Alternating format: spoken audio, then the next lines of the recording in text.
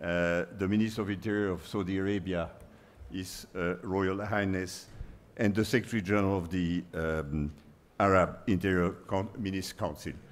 And of course, you, Mr. Chair, and I congratulate you for your election as chairman of this session.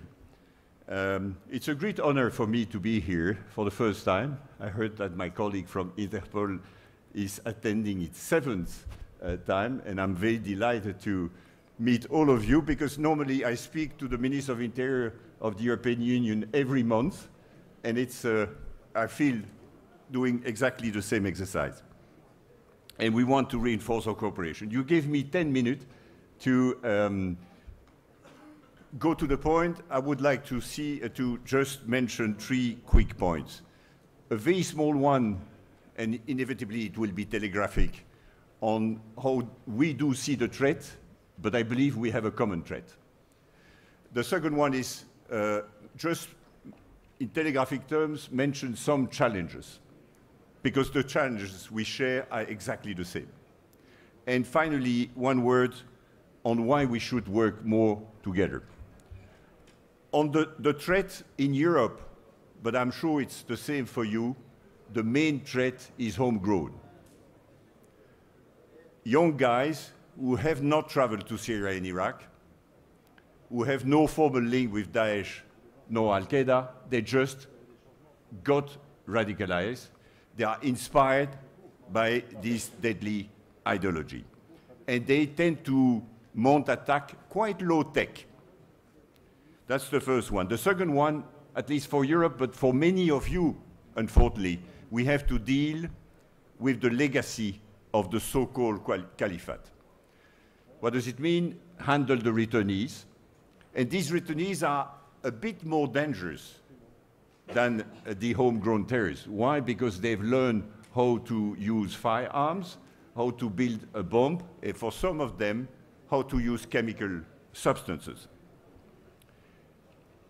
We have to spot the returnees when they try to come back home, but we also have to handle those who are detained in northeast Syria. And in most of the member states of the European Union, this is a big challenge. What to do with the hundreds of foreign terrorist fighters which are detained by the Kurds. Waiting for a solution, and the solution can be repatriation or to try to bring them to justice in the region. I think there is something we should do together, is to help there to improve the conditions in the camps. Because both Al-Hol, where we have more than 12,000 foreign terrorist fighters, women and children, and the camps and the detention center are quite dire, and the conditions are quite tough. And these are major incubators of radicalization. When you look at the situation in Syria and Iraq, I have a serious concern to see the resurgence of Daesh, and something which could be Daesh 2.0. On top of it, we know Al-Qaeda is still around. Al-Qaeda has still a lot of franchise in the world. We have been less vigilant on Al-Qaeda because Daesh was the main concern, but they have developed their capability in too many countries in the world. And that leads me to 3 reflections before I turn to my second point. The first one is what I used to call the black swan. I've always been very impressed when the Americans have decided to leave Iraq in 2011. 3 years later, they left because they thought that Al-Qaeda in Iraq was completely destroyed. 3 years later, a guy called Baghdadi proclaimed the caliphate in Mosul, attracting 40,000 fighters from more than 100 countries. How is it possible, and I said to the American friends, that the United States, with 17 intelligence agencies, have not seen coming the black swan? That means that collectively, we're not very good at looking forward. We have to improve the detection of the black swan. That's my first point. The second point, beside the terrorism linked to Daesh and Al-Qaeda, at least in Europe, we see coming other forms of violent extremism. And the one which worries us the most is far-right violent extremism. If you see Christchurch, El Paso in the United States, Oslo, and recently in Germany, it is becoming a very serious problem. 2/3 of the investigation of the FBI these days are linked to what they call white supremacist violent extremism. And I have a personal concern because of the so-called copycat phenomenon that we might see in the future other forms of violent extremism in your country, in our country, using a bit inspiration on what Daesh and Al-Qaeda have done. And I have two ideas in mind. The first one is eco-terrorism. We all have seen Greta Thunberg calling for more measures, policy measures, to protect the planet, the climate. And there are many people, at least in Europe, who believe that the world will collapse and that the politicians are not doing enough to protect the climate. You may see some people falling into violence just to wake up politicians. And the last one is what I would call technophobia. We are entering into a very specific world with Internet of Things, with connected cars, with CCTV everywhere, with robots. And you may have a part of the population feeling a bit alienated by that and may use violence. So that's my first point. The second one, I promise I will be very quick. You and I, you and us, we are confronted to 6 common challenges. The first one on homegrown terrorism is how can we spot early signs of radicalization? How can we spot the tipping point, i.e. when someone who is radicalized falls into violence?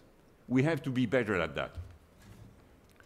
The second one is to set priorities. If I take only France and Germany and the UK, unfortunately they left the European Union, they have more than 20,000 people at some stage of radicalization. You need to reduce that number to something which is a lot more workable.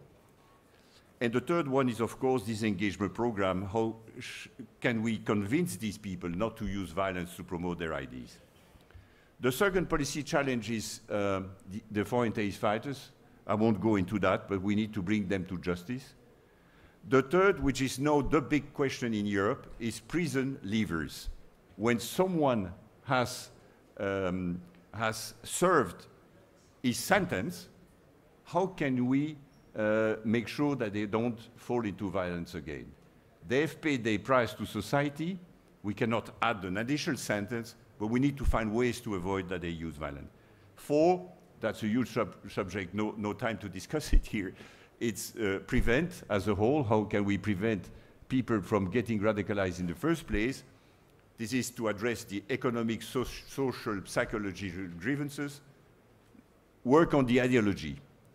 We are not doing enough to challenge the ideology, both the ideology of Daesh and Al-Qaeda and the right-wing ideology. And by the way, they have something in common.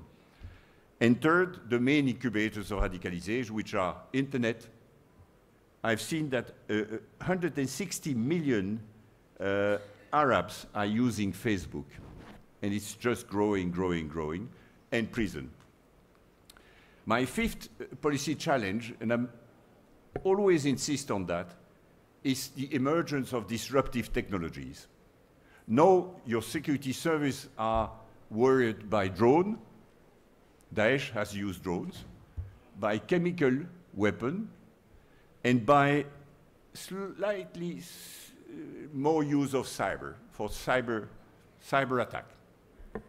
But with the emergence of artificial intelligence, blockchain, quantum computing, 3D printing, synthetic bio, nanotechnologies, virtual reality, weaponization of space, we may see before 5 to 10 years a completely different type of threat.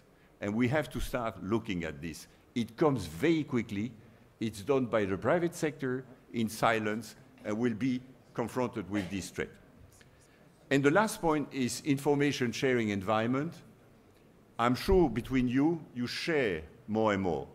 In Europe, our service do share a lot more. But in order to share more, we need to collect more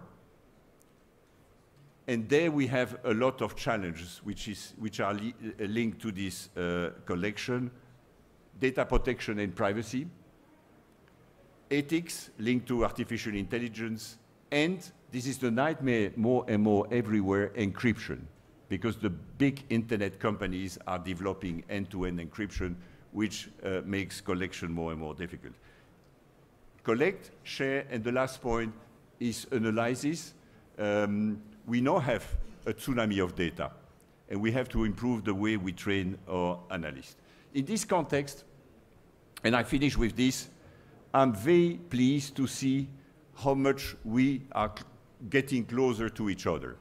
The way through the CT-MENA program, we are supporting the Secretariat of your organization. I'm impressed by what you do, and we want to do more. We want to work more closely to share more the EU experience. The mechanism that we have built to create the trust between 27 sovereign states, and frankly, I've spent the last 25 years of my life to try to bring together intelligence service, police, that they trust each other. There is a lot that we can offer, because that's an ongoing experience.